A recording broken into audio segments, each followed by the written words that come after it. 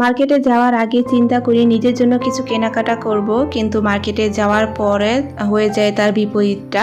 নিজের জন্য কিছুই কেনাকাটা করা হয় না, কিন্তু সংসারের জন্য কিন্তু ঠিকই কেনাকাটা করি। আসসালামু আলাইকুম, কেমন আছেন সবাই? আলহামদুলিল্লাহ, আমরা সবাই ভালো আছি।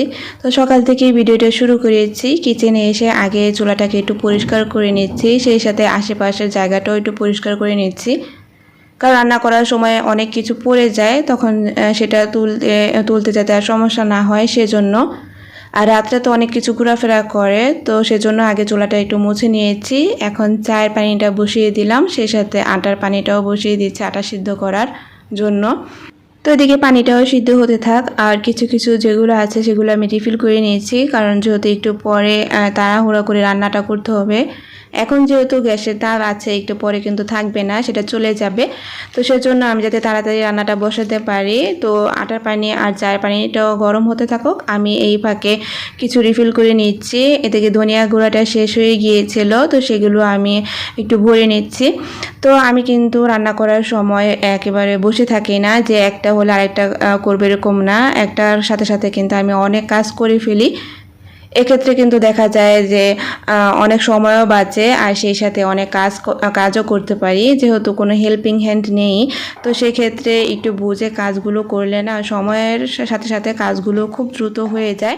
তো আজকে রুটি বানাবো, সেজন্য আটা সিদ্ধ করে নিচ্ছি। আর যেদিন পরোটা বানাই সেদিন আমি সিদ্ধ করি না, গরম পানির মধ্যে এভাবে আটা দিয়ে তারপর ময়ান করে রুটি বানাই, সেটাকে পরোটা তেল দিয়ে ভাজলে কিন্তু অনেক ভালো লাগে।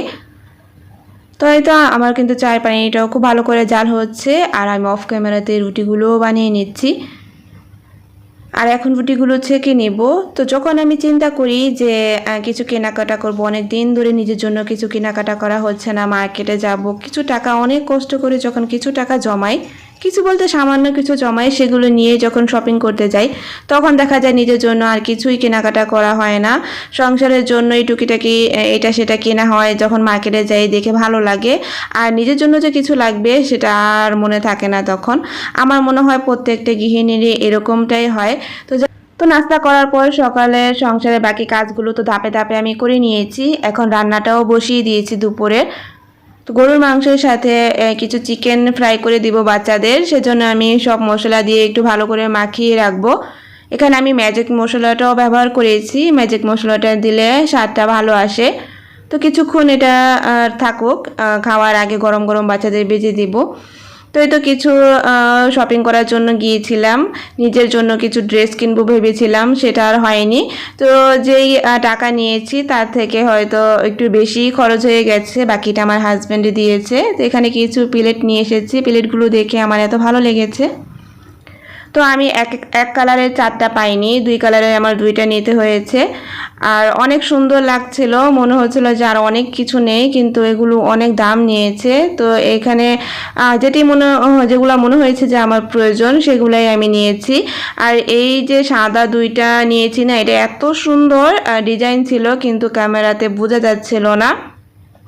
তো আপাতত আমি এই বইটাই নিয়েছি, যখন হয়তো বা আবার যাওয়া হবে তখন হয়তো বা যদি পছন্দ হয় তখন নিব।